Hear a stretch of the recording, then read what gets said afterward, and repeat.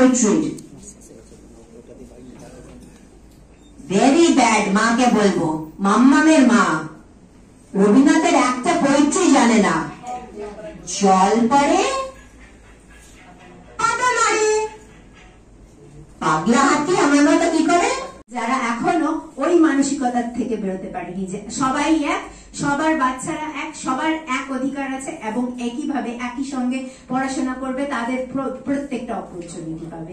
আজকে যদি প্রত্যেকজন মানুষ আমরা এই যুদ্ধে এগিয়ে আসতে পারি, তাহলে সবাই আজকে আমাদের সহযোদ্ধা যোদ্ধা হব। এবং সত্যি আমাদের এই যে বীর যোদ্ধা সম্মানটা আজকে এইখানে দেওয়া হচ্ছে, আজকে জয়দীপ দিল, আমার মনে হয় যে আজকে একটাও কথা মানুষ যদি আমার কথা শুনে আমাদের সাথে এই জায়গায়, আমি সেখানেই আমার সাকসেস।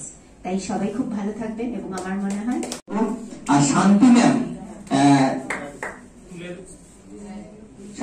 তুলে দেবেন।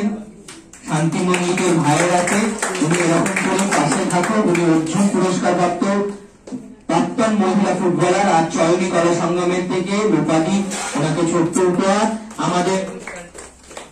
আমাদের অনুষ্ঠানটা শেষ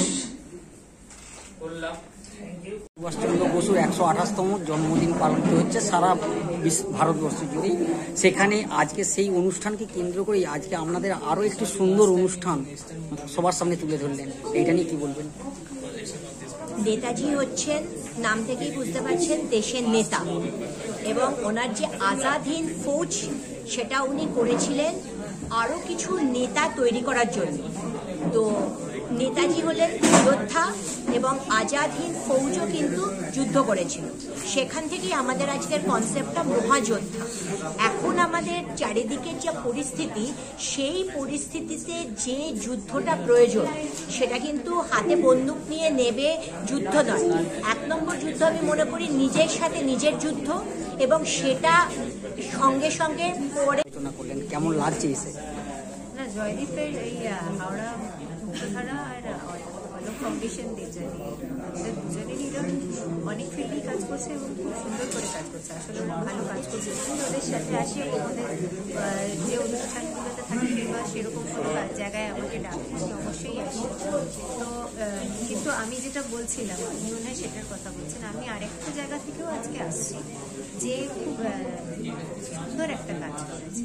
এবং ওই অপরচুনিটি ক্যাফে যেটা 1 বছর আজকে বর্ষপূর্তি হলো, সেটাও কিন্তু যারা চালাচ্ছে তারা নিজেদের মধ্যে যোদ্ধা, এবং তারা মানে যে তাদেরকে এই জায়গাটা করে দিয়েছে সেও একটি যোদ্ধা। এবং আজকে অন্যভাবে নিজের জন্য অনেকেই বাঁচতে পারে, কিন্তু অন্যের জন্য যুদ্ধ করাটাই হচ্ছে আমার মনে হয় অনেক বড় ব্যাপার। সেই জন্য এই যে মানুষগুলো হচ্ছে তারা অন্যের জন্য যুদ্ধ করছে। আজকে জয়দীপ হোক, দেবযানী হোক। আচ্ছা, তোমার নাম কি খুকি? আমার নাম তিথি। না তো এত মিনি দিদি, আর তোমাকে কবিতা করে কোনোদিন যেই পাইনি। যদি নাই পাই তবে লিখবে কেমন করে তুমি বলো? তা তোমার এই ঝুলায় কি আছে গো?